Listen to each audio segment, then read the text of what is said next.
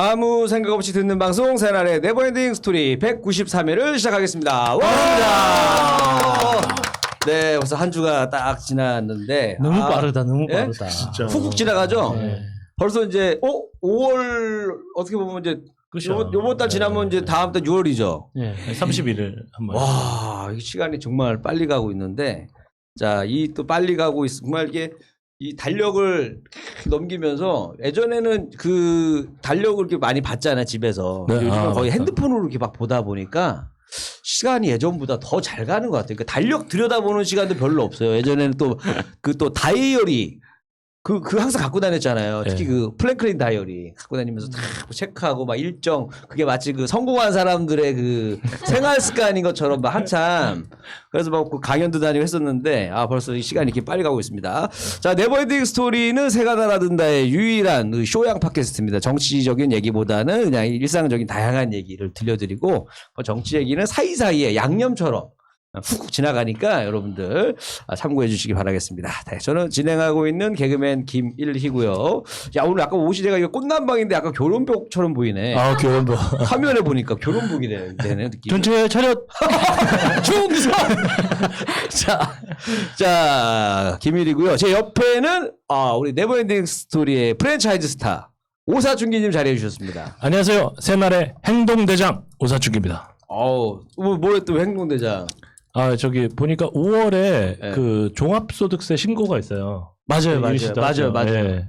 근데 저는 그 직장인이면서 변의 수입이 좀 있어서 네. 소득세 신고하는데 이번에 보통 세무서 가면 해줘요. 예. 거의 직원들이 이렇게 강당 같은데 이렇게 네. 임시해갖고 하는데 코로나 때문에 안 된다고 65세 이상만 해준다고 알아서 네이버 보고 하라는 거예요.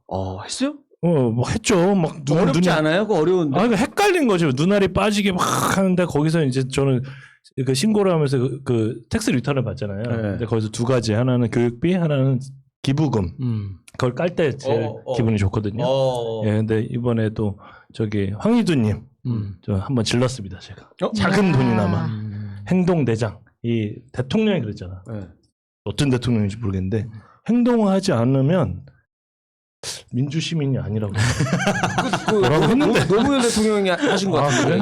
행동하는 시민이. 욕이라도 하라고 그랬는데 담벼락에. 행동하는 김대중 대통령이. 맞다. 아니에요? 담벼락에 욕을 하라고 하셔가지고. 네. 예, 그래서 저는 제가 이제 자원봉사 이런 거 좋아하잖아요. 내 인생의 네. 최초의 자원봉사가 언제였던가. 목욕탕에서 모르는 사람 때를 밀어준 게 최초의. 그때 옛날에는 그게 또 봉사 미덕이었지 서로 간에. 그렇죠. 등 한번 밀어주시죠. 네. 서로 이렇게 또 주거리 막거리 하고. 내가 보기엔 자원봉사 없어졌네 그런 문화.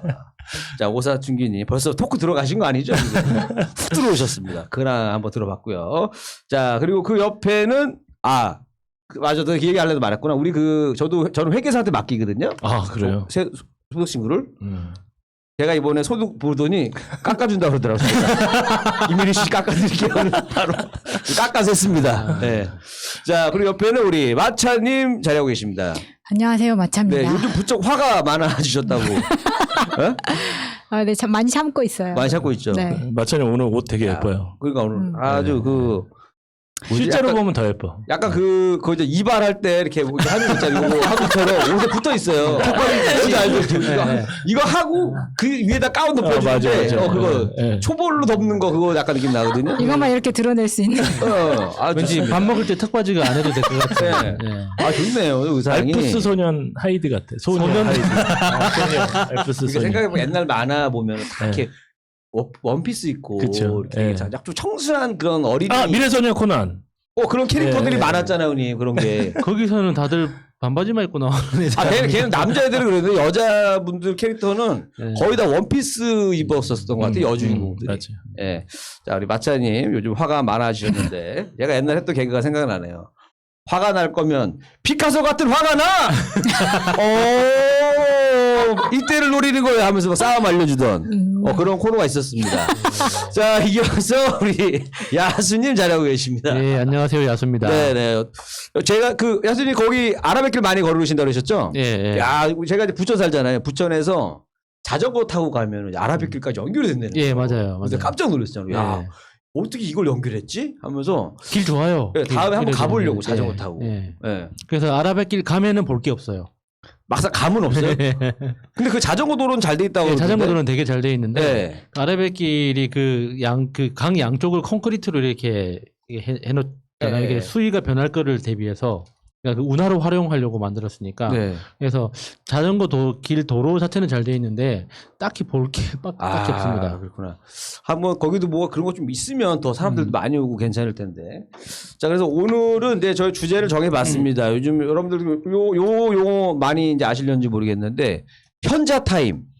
현명한 사람들의 현타 온다고 그러잖아요. 현타. 예. 현타 온다고 하는데 보통은 이제 약간 그런 좀 뭐 성과 관련된 약간 그런 용어로 많이 쓰이거든요. 뭔가 그 남자분들의 그런 뭔가 분출 이후에 뭔가 그 마음이 평온한 상태를 현자 타임이라고 뭔가 하는데 약간 허무한 느낌. 네, 허무하면서도 예. 허무한 느낌도 있고 또는 거기서 약간 그 뭔가 다 초월했단 말이야. 어떤 하나의 욕망을 해결했기 때문에 뭔가 그 철학자의 수준의 경지에 다르는 그런 걸 현자 타임이라는 게 용어가 있어요. 야. 그래서 사실 이렇게 정확하게는 현실 자각 타임. 맞아. 이렇게 예, 그러니까 나 지금 뭐 하고 있지라는 이런 자각하는 그 순간을 현자 타임이라고 하죠. 그래서 오늘은 그 현자 타임에 대해서 한번 이야기를 해보도록 하겠습니다. 순서 오랜만에 가위바위보 한번 정해볼까요? 지금 이렇게 급하게 추첨 시스템을 제작했습니다. 했어요? 뽑기. 뽑기로. 예. 야, 좋습니다. 자기가 뽑아. 자기가 섞어서 자기가 뽑아라고 날 줘요, 그냥. 이거는 편하긴 편해. 죄송합니다. 제가 1번입니다. 저는 2번입니다. 네. 제 3번. 오늘도 4번입니다. 네, 시작해 보겠습니다. 네, 네버엔딩 스토리 193회. 제가 오랜만에 진짜 이 첫 번째 시간 해보는 것 같은데, 오늘 하필 주제가 현자 타임이네요. 네. 그 현자 타임이, 그러니까 그 굉장히 허무한 순간을 이렇게 좀 약간 우스갯소리로 이렇게 표현한 그런 거잖아요. 처음에는 뭐 우리가 다 성인들끼리 이제 하는 방송이니까 처음에 나오게 된 건 그 남성들이 자유행위가 끝나고 나서의 그 허무한 순간. 아니, 그러니까 그것도 있는데. 이거에 대해서 그러니까 단기간에 욕망이 딱 충족됐을 때 이게 이제 굉장히 허무하고 그러니까 자기 스스로를 돌아보게 되는 어떤 그런 고요한 그 순간을 그것도 현자 타임이라고도 하고 실제 이제 행위 이후에 오는 사정 이후에 오는 그 있거든요. 약간 그 초월한 느낌. 그것도 현자 타임이라고 해요. 두 가지 다 쓰더라고요. 보니까. 근데 이제 이게 이제 그 인터넷에서 이게 워낙 광범위하게 쓰이다 보니까 그런 준비였어요? 뭐 준비해 오셨어요? 아니요, 나는 무슨 공자 맹자 이런 사람이 그렇게 해도 돼요. 비슷한 거 그렇게 해도 돼요. 깨달음 그 얘기 세상을 허타. 네, 맞아요. 맞아요. 돼요. 그러니까 원래는 그 현실 자각이라는 그 말의 줄임말로 현자가 시작됐는데 아주 공자, 맹자, 형자. 그 느낌이에요. 원래. 저게 또 막 성인들 얘기하는 줄 알았는데. 맞아요. 성인들 하잖아요. 사정 얘기 하잖아요. 그러니까. 성인들 얘기.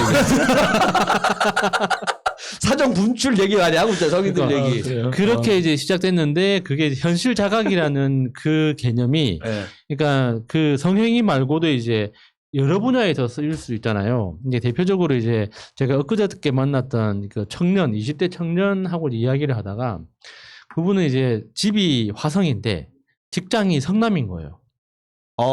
그러니까 다닐만 하지 않아요? 화성의 성남 그렇게 먼 거리는 아닌데. 그러니까 이제 운이 안 좋으면 그러니까 하여튼 출근 시간이 1시간 반 정도 걸린다는 거예요. 거기서 거기 가는데도. 그러니까 이제 왔다 갔다 3시간이잖아요. 그러니까 이게 회사 갔다 오는 거 외에는 딱히 할 게 없네. 할 게 없는 거지. 그래서 이제 제가 그 직장하고 이제 집이 멀다는 이야기를 듣고 이제 제가 우스갯소리로 그러면 출퇴근할 때 여러 가지 생각을 많이 하겠다. 내가 무슨 부귀영화를 누리자고 이렇게 긴 출퇴근 시간을 견디고 있는 건가. 그래서 그러니까 되게 공감을 하더라고. 맞다고.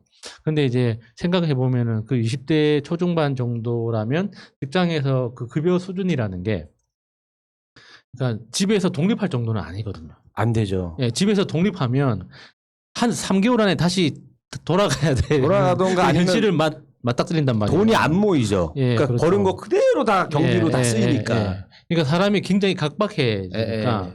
그러니까 이게 어떤 것도 선택을 못 하고 지금 상황에서 버티는 이제 그런 방식으로 쭉 진행되잖아요. 그러니까 이제 그때에도 이제 현자 타임 자주 오겠다. 그러니까 맞다고 하더라고요. 참 의식주를 이렇게 제공해 주는 게 굉장히 행복한 거예요. 그렇죠. 생각해 보면, 예, 그렇죠. 특히나 이제 내 손으로 밥 안 차려도 된다는 이거 자체가 네. 아니 생각해보면 엄청난 거거든요. 저도 혼자 지내다 보니까 군대 있을 때 가끔 그리울 때가 있다니까요. 아, 맞아. 군대 있을 때 아침에 한 번 뛰기만 하면 밥 주는 거 아니야? 먹여주고. 예. 그래서 그 이야기를 듣다가 이제 이리 씨가 그 주제 정해줘가지고 현자 타임이라고 현자 타임이라고 보는 순간 제가 딱 그 현자 타임이라는 네 글자를 보는 순간 정확하게 떠올랐던 시기가 있어요. 네.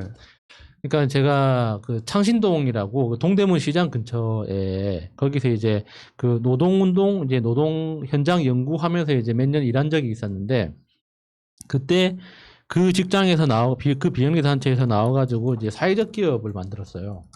그래서 사회적 기업이 뭐 하는 곳이었냐면 그러니까 봉제 공장이 이제 아무리 작아도 그 하나의 사업체잖아요. 네. 그러니까 사업체는 규모와 상관없이 모든 일을 다 해야 됩니다. 영업도 해야 되고 홍보도 해야 되고 세무 관리도 해야 되고 그쵸. 직원들 월급 그렇죠. 주는 그 돈 관리도 해야 되고 그 거래처 관리도 해야 되고 모든 걸 다 해야 되거든요. 그 과정에서 이제 품질 관리도 해야 되고 생산 관리도 해야 되고 부자재 관리도 해야 되고 이러니까 이 그 직원들에 대한 일종의 그 노무 관리 이게 이제 완전히 그냥 손 놓고 있는 거니까 뭐 근로계약서가 있거나 4대 보험이 제공되거나 이런 게 거의 없었어요. 그래서 이제 제가 그때 이제 사장님들한테 제안을 해가지고 사업 계획을 이제 제안을 했던 게 지주회사를 만들자. 지주회사를 만들어가지고 법인의 지주회사. 삼성에서 만드는 거 아니에요? 그러니까 그거는 뭐 그러니까 그 지주회사 개념을 가지고 온 거죠. 그러니까 지주회사 개념에는 이제 그 중심이 되는 회사 하나를 만들고 각 공장을 이 그 회사가 인수하는 걸로 해서 각 사장님들은 자기 원래 하던 일만 하면 되고 원래 그 월급 주는 대로 주면 되고 이 회사에서 그 회계 처리와 노무 관리 그 시스템을 다 맡아주겠다.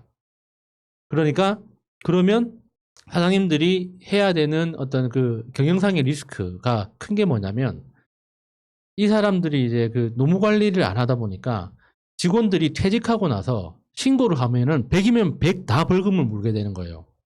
그러니까 근로계약서를 안 썼다는 것도 문제가 되고 근로계약서를 안 썼지만 주기적으로 이제 그 돈이 통장에 들어왔다는 게 확인이 되면 그 기간 동안 이제 그 급여 그 신고한 걸로 이제 나중에 쳐주거든요. 그러면 거기에서 이제 4대 보험료만큼에 대해서 그러니까 나중에 이제 그 다른 압박이 다시 들어와요. 그러니까 불성실 신고자 뭐 이런 개념으로. 그러니까 그러면은 이 그 내 사업자에 대한 신용도가 떨어지기 시작하면 결국에는 그 사업자를 폐업하고 이제 다른 사업자로 다시 내야 되는데 이때 이제 결국에는 내가 그런 불성실 사업 이력이 계속 남아 있으면 결국에는 내 이름으로 사업자를 못 내고 이제 뭐 와이프 이름으로 내든지 뭐 친구 이름으로 내든지 뭐 친척 뭐 처남 이름으로 내든지 이렇게 하다 보니까 이게 완전히 뭐 체계적으로 관리되는 게 하나도 없는 거예요. 그러니까 그런 이제 공장 관리의 부실함을 좀 근본적으로 해소하려면 사장님들이 해야 되는 그러니까는 기술 외적인 거, 공제 기술 외적인 건 그렇죠. 이 회사에서 중앙화 시켜서 이제 처리하고 그 명분으로 영업을 대신해 주겠다. 영업을 대신하고 일감을 가지고 오면은 각각 일감을 가져가서 하면 된다. 이제 이렇게 하니까 이제 사장님들이 이제 좋아라 했어요. 그래서 회사를 만들어 가지고 처음에 이제 8개 공장을 이제 합병시켜서 그 8개 공장의 직원들을 다 합치면 한 8, 90명 정도 됐었거든요. 100명, 그러니까 새로 채용한 사람까지 다 합치면 100명 넘는 이제 큰 회사가 된 거죠. 그래서 그 직원들을 관리하고 이제 하면서 이제 되게 평가가 좋았어요. 그러니까 그 노동부에서도 이런 식으로 그러니까는 일자리를 그러니까 체계적으로 다시 정리하는 거잖아요. 그렇죠. 그게 이제 노동부에서 해야 된다고 생각만 했는데 그 현장에 어떻게 접근해야 될지 몰랐으니까. 그러니까 제가 제안했던 그 사업 방식대로 하니까 그 사람들이 일하는 그 실태가 이제 투명하게 드러나고, 그러니까 세금 내는 것도 세금 납부하는 세금 그 금액도 커지고. 야, 이런 방식을 개그맨이나 네. 이렇게 좀 그 자유 직업을 뭐라고 해야 되나? 그 뭐라고 하던데. 프리랜서. 그런 사람한테 적용하면 정말 좋겠네요. 그러니까 그게 일종의 이제 협동조합 그 전 단계예요. 협동조합 전 단계인데 이제 그렇게 운영했던 회사가 지금은 이제 다시 사라지고 협동조합으로 전환해서 그러니까는 그 사업자들을 각 사장님들의 그 공장 하나하나가 이제 조합원이 되는 그러니까 조합원 수 한 300개 정도의 큰 협동조합으로 지금 변해가지고 계속 운영이 되고 있거든요. 그러니까 제가 그 회사에 그러니까는 체계상으로는 대표이사가 따로 있었고 제가 부대표였어요. 근데 부사장으로 이제 그 회사를 운영했었는데 그때 그러니까 그 산업통상자원부에서 연구 사업을 제안을 해가지고 선정이 돼서 이제 큰 사업을 하나 그 진행한 게 있었는데 그게 뭐냐면 이 봉제 기술자들의 기술 수준이 이제 한국이 굉장히 높은 편이에요. 그래서 인도네시아나 아프리카나 적도 근처에 있는 그 섬나라들 있잖아요. 거기에서 이제 봉제 산업을 일으키고 싶을 때 꼭 한국인 기술자를 초청해가지고 불러죠. 3개월씩 6개월씩 이제 선생님을 초빙해서 한국인한테 배우거든요. 그래서 우리가 예전에 이제 운동화 같은 거 이렇게 보면은 이렇게 한 번씩 뒤집어 보잖아요. 예. 그러면 이제 나라가 계속 바뀌어. 어떤 예, 베트남, 예, 뭐 예, 중국 그러다가 예. 인도네시아도 봤었고 말레이시아도 예. 봤었고 우리 계속 이렇게 이제 그 뒤집어 볼 때마다 이제 조금씩 어느 나라로 좀 가고 있구나를 느끼거든요. 예. 그래서 특히나 우리나라가 정말 잘하는 게 그 기술 분야를 체계적으로 나눠서 설계해 놓는 게 굉장히 노하우가 이렇게 그 깊이가 좋아요. 그러니까 만약에 자켓을 만들면 그 자켓은 원단이 들어오고 그 설계도에 따라서 원단을 자르는 원단을 뭐 부위별로 나눠서 그 사람들이 각각 각 부위별로 전문화된 사람들이 조립을 하면 옷 전체를 다시 조립하는 그 파트로 넘어가서 이런 걸 동선 설계라고 할 수도 있는데 이런 걸 정말 기가 막히게 잘하거든요, 우리나라가. 특히나 그러니까 생산량이 뭐 하루에 나오는 물량이 500벌일 때의 동선과 하루에 나오는 물량이 5,000벌일 때의 동선과 5만 벌일 때의 동선과 이런 것들에 대한 뭐 장비 배치라든지 설계라든지 이런 걸 노하우가 엄청 좋아요. 그러니까 그런 거 참 탁월한 것 같아요, 우리나라 사람. 예, 그래서 손재주가 좀 그러니까 제가 남다른 그런 것 같긴 해. 것들을 산업부를 설득을 했던 게 이런 건 그러니까 이렇게 구두상으로 이렇게 입으로만 전해지도록 내버려 두는 건 무책임하다. 일명 그러니까 K 오버로크네. 그치, 그런 말이 그 당시에 K 오버로크. 그래서 이걸 알아줬을 때 이거를 그냥 그 현장에서 그냥 구두로 입으로 구전으로 전해지도록 이렇게 방치하는 건 이거 뭔가 아닌 것 같다. 그래서 이걸 동영상으로 찍어서 각각의 그 단계별로 옷이 만들어지는 각 단계별로 동영상으로 찍어서 그 설계도 하고 동영상을 배치시켜 가지고 이 업종에 처음 들어오는 사람들이 교재로 사용할 수 있도록 그거를 그 당시 연구하는 그 전공자가 있잖아요. 산업공학이라는 게 있잖아요. 그렇죠. 뭐 그렇게 어셈블리 라인도 하고 뭐. 그런데 그러니까 이게 패션 쪽 봉제는 약간 약간 좀 달라요. 그러니까 그걸 공학이라고만 하기에는 좀 애매한 게 측정하기 힘든 게 그때 갑자기 생각나는 게 이제 이 어깨선 있잖아요. 어깨선이 이제 옷에서 제일 신기한 부위예요. 이게 몸통의 그 어깨 그 구멍 넓이하고 팔 쪽의 어깨 구멍 넓이가 달라요. 그러니까 모르겠다. 팔 쪽의 구멍 넓이가 훨씬 더 큽니다. 그런데 그 봉제 기술자들이 이게 그 미싱이라고 하죠. 재봉기로 이렇게 한 바퀴 쫙 돌리면 그게 하나로 딱 모아지는 거죠. 주름 하나 없이. 그게 엄청난 기술이거든요. 근데 그걸 일반적인 사람 맨눈으로 보면 너무 빨라가지고 그게 어떤 방식으로 이렇게 되는지 관찰을 못해요. 근데 그건 초보자들한테도 그러니까 약간의 그 어떤 손끝의 감각 이런 것들을 어떤 식으로든 전수를 해야 될 거 아닙니까? 보통 그 기술을 배우는데 짧아도 10년이거든요. 근데 요즘도 사실 다 사람이 다 직접 하나요? 옷은? 기계화가 아직 안 돼요? 그러니까 기계화가 안 되는 부분들은 아직 많아요. 미국에서도 가장 이렇게 그런 게 뭐냐면 그 뉴욕 그 뒤에 가면 노동 착취에 대한 문제가 한국 사람한테 되게 많아요. 왜냐면 우리나라 사람이 예전 가발 공장, 예. 그다음에 저기 옷, 신발. 옷 중에서도 가장 손이 많이 가는 게 그 니트 이런 거 있잖아요. 그래서 정말 이게 뭐라고 할까, 한국 사람이 타고난 거 있잖아요. 정말 야수님 말씀하신 대로 예전에 무슨 이민이 심지어는 있었냐면 병아리 감별 있잖아요. 예, 맞아요. 이건 한국 사람만 해. 그냥 손끝으로 한 번만 만져보면 그대로 아니, 그냥 근데 알아채는. 배우는 사람의 노하우가 있는 게 아니에요. 아니 99점 진짜 감으로 진짜 이게 감으로 맞추는 한국 사람이 잘해 그걸. 뒤집어 까서 여기에 수컷이다 암컷이다 진짜 필러 안 되는 거예요. 그냥 병아리 한 마리 집는 순간 그냥 그거 어떻게 그렇게 되지? 그러니까 전세 주기도 쉽지 않은 것 같은데. K 그 암수 구분. 그러니까 그게 그러니까 그런 문제를 그러니까 뭔가 지금 당장 계산할 수는 없으니 기록으로 남기자라는 그 제안이 이제 통해 가지고 이제 그 바지 전문 공장, 뭐 스커트 전문 공장, 자켓 전문 공장 이런 것들을 한 10개 정도 선정을 해서 거기에 이제 매일 가가지고 이제 찍어. 그 재단하는 것부터 완성품이 나오는 데까지 이렇게 카메라로 막 찍고 이게 어깨선처럼 정말 중요한 부분은 그 비싼 그 고속 카메라 있잖아요. 고속 카메라로 찍어가지고 내가 이제 보니까 야수님 약간 산업 스파이 같은데 찍어갖고 어디다 넘기려고 하는 거 아니에요? 내가 좀 그래서 비싸게. 그렇게 해가지고 이제 책으로 정리를 했어요. 그래서 각 책마다 그 동영상을 연결되는 그 QR 코드를 심어가지고 그 책을 그 기술 공부하는 사람들이 그 궁금한 그 영상은 바로 QR 코드를 이제 이어서 볼 수 있게. 이게 몇 년 전 얘기예요? QR 코드면은 그렇게 오래된 것 같진 않은데. 2011년? 예, 그 정도죠. 거의 10년 전인데도 그때 QR 코드 이런 게 다 있었어요. 있었지. 예, 그다음 예, 10년 전이면 예. 딱 그때 지금부터 10년 전에 스마트폰이 나왔거든요. 예.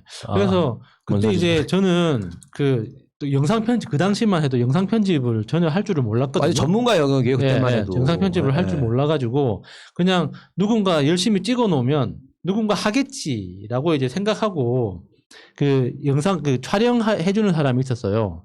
촬영 기사들이 있었는데 촬영 기사가 당연히 편집까지 해준다고 생각하고 작업을 진행을 했는데 그 사람들은 그러니까 그 영상을 보면서 이게 어떤 작업이라는 걸 판단을 못 하는 거예요. 그러니까 만약에 이제 그 사람들이 그 기술적 지식이 없다는 걸 제가 이렇게 미리 생각을 못 했던 거지. 그러면은 촬영할 때 이거 그 슬레이트 치는 것처럼 이거는 뭐 자켓 뭐 어깨선 따는 작업 이렇게 메모를 해가지고 같이 촬영한 다음에 이렇게 하면은 편집점을 잡을 수가 있잖아요. 근데 이제 촬영 기사들이 그런 작업을 안 해놓다 보니까 이게 영상을 보면서도 어디서 잘라야 되는지를 모르는 거예요. 이제 그러니까 내가 편집을 해야 되는 상황이 돼버린 거죠. 예. 그래서 그때 이제 그 내가 급하게 편집을 배워가지고 장비도 다시 사고 그 편집 기계도 사고 이렇게 해가지고 편집을 시작했는데 그때 영상 클립 길이 하나가 이제 짧은 게 한 50초 길면은 1분 30초짜리인데 그 영상 지금은 사실 편집기라는 게 없이 다 컴퓨터로 하잖아요. 그때는 편집기가 따로 사야 돼요? 영상 편집기라는 게 있어요? 그 당시에는 그 조그 셔틀 같은 거 있잖아요. 아, 이게 돌리면서 하는 거? 지금은 이제 마우스로 굉장히 편하게 할 수 있는데 그 당시에는 굉장히 힘들었어요. 그래가지고 조그 셔틀 같은 게 되게 비쌌거든요. 그래서 그걸로 이제 편집을 시작하는데 영상 하나가 옷 한 벌마다 한 200개씩 들어가요. 영상이 그러니까 200단계의 작업이 있는 거지. 아무리 간단한 바지 하나라도 150단계의 작업이 있는 거예요. 그럼 단계마다 영상을 촬영했기 때문에 그 편집을 해야 되는 거지. 그렇게나 많이 나오나? 그래서 청바지를 핀다. 영상 하나 끝났습니다. 아니요, 그러니까 이게 뭐 기계가 안 개입하는 거. 기계가 개입하는 거. 와, 근데 우리가 이제 옷을 입고 좋다라고 느끼면 최소한 15개 이상의 기계를 거쳤다는 거예요. 그러니까 15개 이하의 기계를 거치면 우리가 입었을 때 이거 뭔가 좀 허접하다라는 느낌을 딱 받습니다. 예를 들어서 간단하게 얘기하면 옷 만드는 과정을 한번 간단하게 한번 얘기해 주시면 어때요? 예를 들어서 뭐 글쎄요, 제가 디자인을 하고 10년 전이어가지고 디자인을 하고 이야기가 제대로 전달될지 모르겠는데 그다음에 뭐 좀 원단 띄우고 그러니까 그거는 이제 공장에 들어오기 전에 단계고 공장은 디자인이 끝나고 원단도 다 확실하게 정해진 다음에 공장에 들어오잖아요. 그러니까 공장에 들어오면 일단 그 원단을 잘라내고 잘라낸 부위별로 나눠서 이어 붙이는 거예요. 근데 이제 이어붙이는 단계가 그 작업 하나하나의 단계를 이렇게 세세하게 조각내면 100개에서 150단계, 많게는 200단계까지 되는 거죠.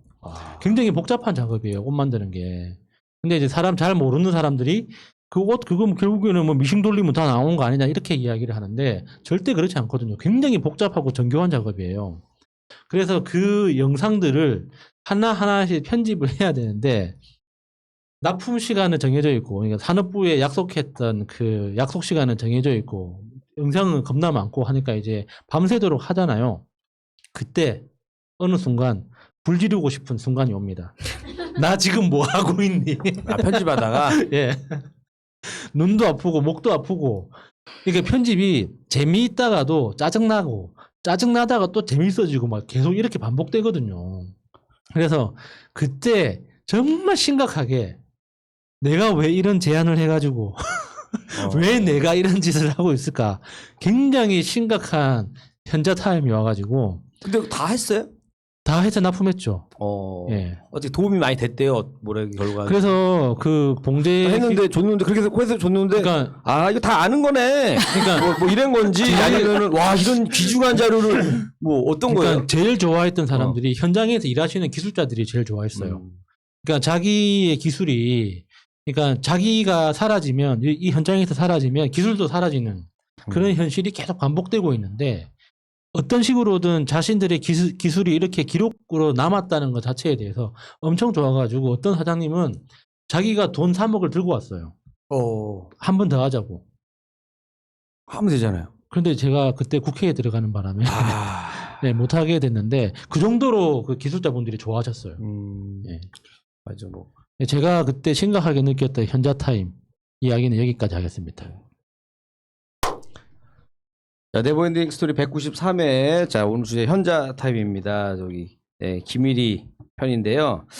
저는 이제 그 현자 타임이라는 주제를 좀 정한 게 요즘에 이제 이 현자 타임이라는 거를 좀 사람들이 좀 오히려 많이 느끼는 시기가 왔다. 왜냐면 이게 뭐가 있냐면 이제 막 예를 들어서 부동산이든 주식이든 비트코인이든 막 올라갈 때는 현자 타임이 오는 게 아니에요. 그때는 뭐가 오냐면 혹시 난 어떻게 하면 나도 벌 수가 있을까 하면서 막 이거저거 찾아보고 공부하고 막 이래요. 막 그때 근데 언제 오냐면 폭락할 때 와요. 현자 타임이 초월하게 되는 단계. 그러니까 돈도 조금 까먹을 때는 아씨 어떻게 만회하지 하면서 막 뭘 갈아탈까 뭐 하다가 이제 어느 단계 수준 넘어가잖아요. 그러면 그 현자 타임이 와요. 그냥 뭐 가본 게 없어. 마이너스 한 여기 한 50% 정도까지 가본 반토막 나면은 사람이 멍에 50%나 43%나 거기서부터는 별 큰 데미지가 없어. 근데 처음에 막 5% 10% 떨어질 때가 돌아버리는 거거든 이게. 그래서 지금 저는 뭐 코인을 안 했지만 이제 주변에 생각보다 너무 많이 하는 거예요. 제가 이제 지금 제 또래 주변에서 하는 사람은 많이 못 봤어요. 특히 뭐 개그맨 중에서 한다고 하는 친구들은 한 몇 명 없었고, 그 다음에 놀란 거는 근데 20대 어떤 여자분이 자기 주변에는 자기 빼고 다 한다는 거예요. 아니 여자분들도 많이 한대. 이렇게 많이 하나? 그래서 자기 주변에 자기 빼고 다 한다라는 얘기에 너무 충격을 받은 거예요. 코인을. 이렇게까지 지금 됐구나. 심각하구나. 그래서 이번에 이제 저기 폭락이 오면서 아마 현자 타임들을 아마 좀 많이 가지면서 아마 이때쯤 되면 돈은 뭐고 인생은 무엇인가라는 생각이 넘어가요. 제가 예전에 이제 주식 상장 페이지로 한번 경험했단 말이에요. 이거를 현자 타임 한번 왔었고. 그래서 혹시라도 여러분들 그때 제가 극복했을 수 있었던 이유는 그때 뭐 거의 뭐 전 재산을 다 거의 전 재산의 거의 90%를 다 날렸죠. 근데도 그때 제가 버텼던 이유는 그거였어요. 앞으로 내가 이 날린 것만큼은 더 벌 것 같은 거예요. 그냥 월 200씩 벌어도 내가 앞으로 살 날이 있으니까 내가 날린 것만큼은 그래도 내가 살면서 충분히 벌 수 있으니 하자 했는데 이제 그리고 나서 시간이 지났는데 정말 그때 내가 잘 이겨내길 잘했다 하면서 생각했는데 혹시라도 무리한 투자하신 분들은 절대 그냥 현자 타임으로서 그냥 다 누구나 이런 아픔이 있었다라고 생각하시고 잘 극복하기를 바라는 마음을 일단 드렸고, 저는 이제 그 현자 타임이가 이제 올 때가 있어요. 저는 이제 어떤 거에 대해서 이제 좀 이 생각을 할 때가 있단 말이야. 깊이 있게 생각하는 단계가 오는데 어느 날 제가 이제 그 슈가맨을 보다가 그러니까 내가 나이를 먹으면서 예전에 보던 시각하고 조금 달라진 것들이 좀 있더라고요. 슈가맨에 이제 제가 좋아하는 가수 중에 이제 자두가 있어요. 자두가 이제 슈가맨에 나왔단 말이에요. 이제 자두랑 강두가 있어요. 강두 같이. 둘이 팀이잖아요. 자두와 옛날 강두. 김밥인가 김밥. 그거 했던 남자죠. 잘 말아줘 이거 불렀던. 옛날에 그 둘이 짜장면 배달부로 위장을 해서 막 어디 회사 갖고 막 짜장면 배달해주고 되게 그런 예능 옛날 프로그램이 예. 있었죠. 근데 슈가맨에 나왔는데 저희가 왜냐면 이제 제가 이제 그 가수 활동을 하다 보니까 이번에도 저 앨범 예. 담이 왔다. 범 내려온다랑 거의 뭐 삐까삐까 노래잖아요. 담이 왔다. 엄청난 노래. 예, 담이 왔다. 그래서 이게 이제 주식과 코인에 실패한 그 아픔을 다룬 노래예요. 담이 왔다라는 곡이 있습니다. 그래서 그런 송인데 한번 앵콜킴 TV에서 한번 들어보시면 되고. 그래서 내가 노래에 대해서 막 하다 보니까 자두가 가창력이 진짜 좋은 가수인데 활동을 접었단 말이에요. 지금 활동을 접고 자두는 지금 목사님하고 결혼을 해가지고 지금 뭐 그래요? 교회 사모가 됐어요.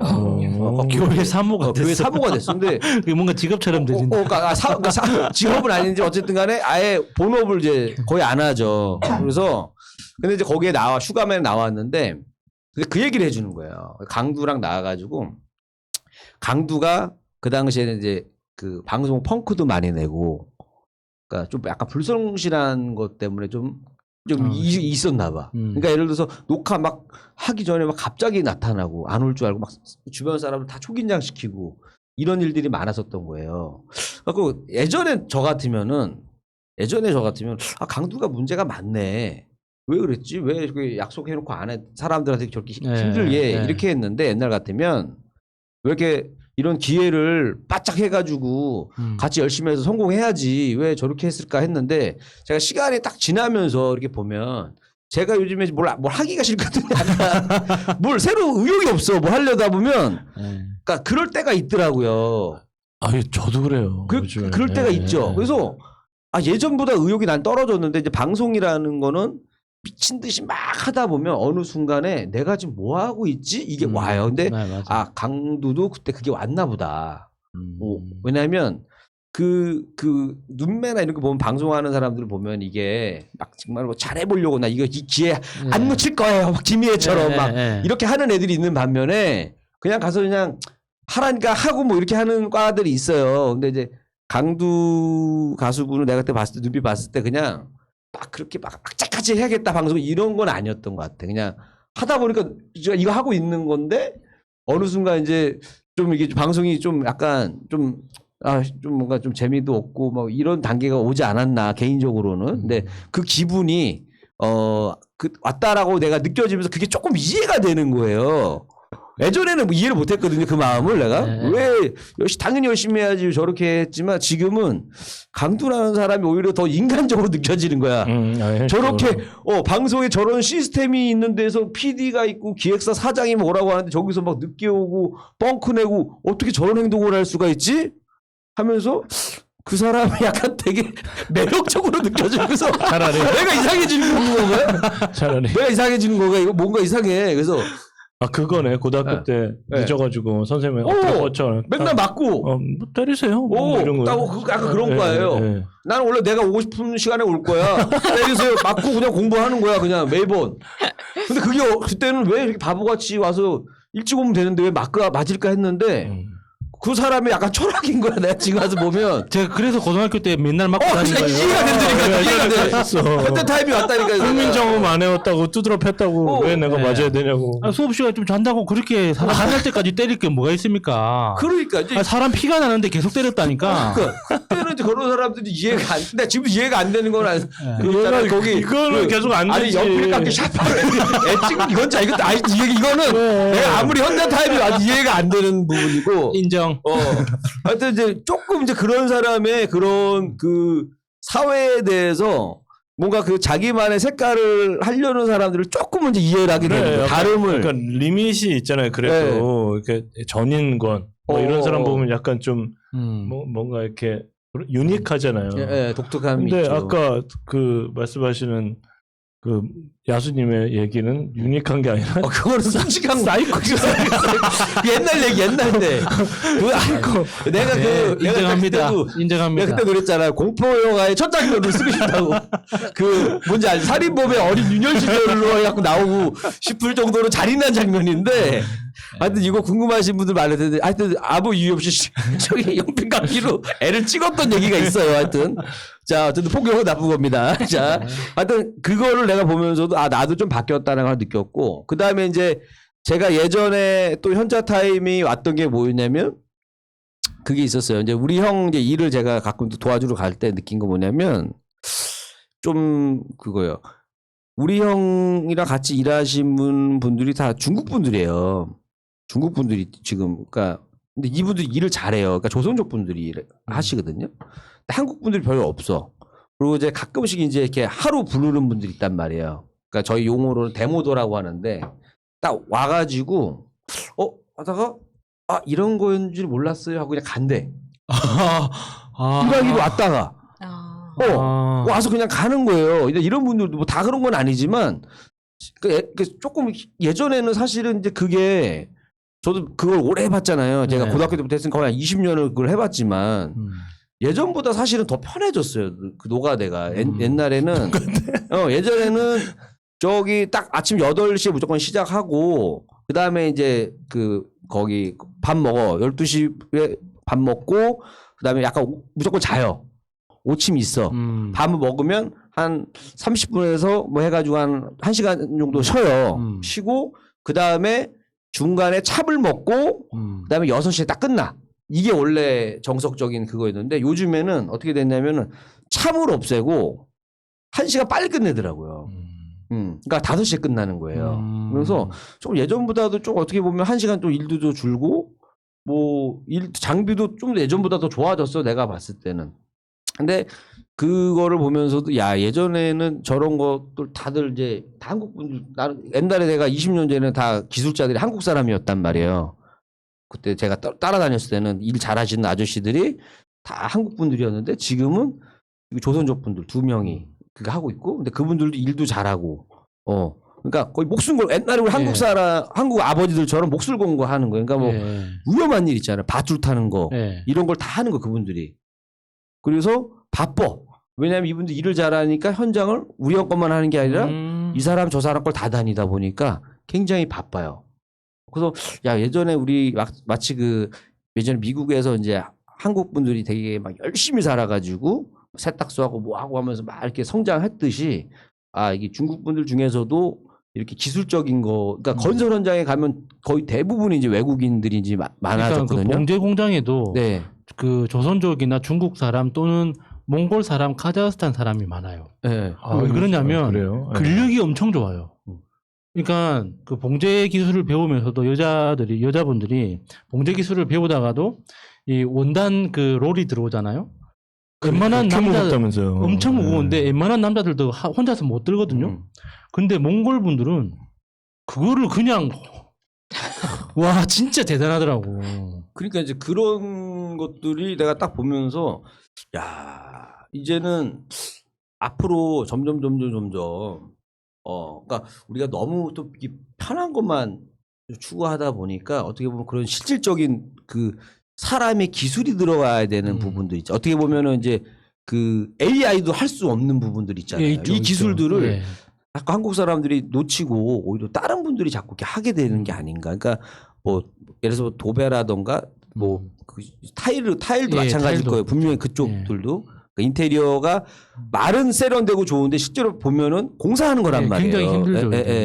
그래서 그거 보면서도 약간 이제 좀 예전 아버님들이 참 정말 대단했구나 정신력들이 이거 한번 좀 저희가 좀 깨달았고 최근에 이제 그 유튜버 오늘 이제 뉴스가 나왔는데 이거 보면서도 저는 좀 약간 좀 깨달음을 또 하나 또 얻은 게 뭐냐면 철구라고 유명한 아프리카 BJ가 있단 말이에요. 그 사람 PC방 뭐 맞아. 어디 있지 않아요? PC방 프랜차이즈도 그 있고. 정도 대단한 네. 그러니까 아프리카 TV에서 만든 뭐 또 스타고 뭐 물론 뭐 여러 가지 뭐 구설수도 많지만은 근데 그 결혼했던 아내분하고 이제 이혼 결정을 했다라는 게 뉴스가 떴단 말이에요. 네. 그래서 잘 뭐 아프리카 TV를 제가 뭐 보고 그러지는 않지만은 이제 뉴스에 뜨니까 이제 본 거예요. 아니 왜 방송에서 막 이렇게 되게 너무나 우리가 봤을 때는 돈도 많이 벌고 행복하게 잘 사는 줄 알았는데 막상 이렇게 기사 뜨고 하는 걸 보니까 막 서로 지금 왜 무섭냐면 아프리카 BJ들끼리 이혼하는 게 좀 겁나는 게 뭐냐면은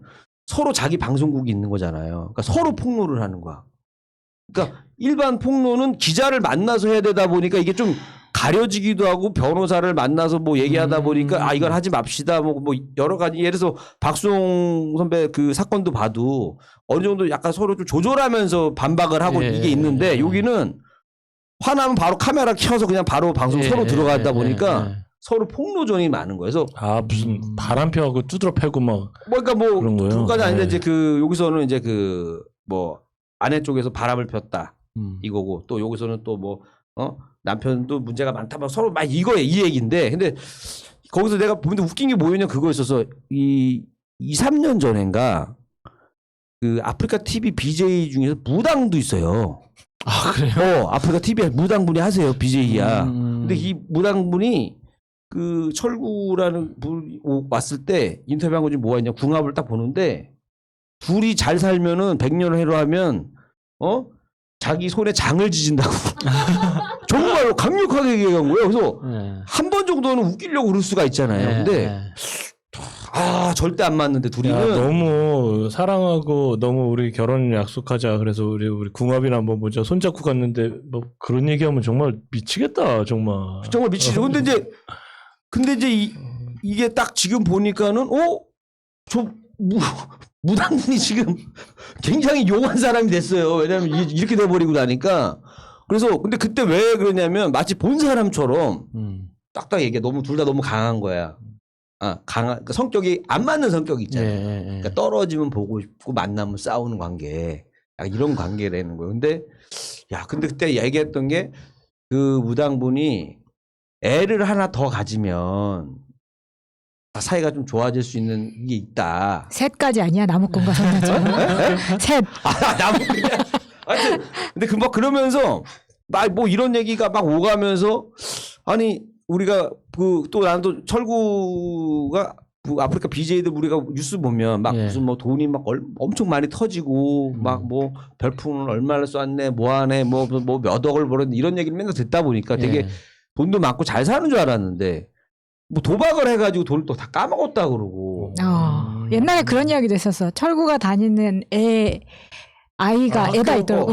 학교 학부모들이 철구네 애가 학교 다니는 거 싫어하는 거야. 그런 것도 있었고요. 그러니까 그 사립학교 아니었어요? 그렇죠. 근데 그 철구가 만드는 컨텐츠 자체가 워낙 그러니까 권하기가 힘든. 그렇죠. 그러니까 맞아. 그게 좀 그렇잖아요. 거기다가 무슨 사람이야 그 사람 뭐 하는 그러니까 사람이야? 그 황희두 대표가 예. 그러니까 철구 씨랑 같이 이제 그 프로 게임 뭐 선수 생활을 같이 했다고 하더라고요.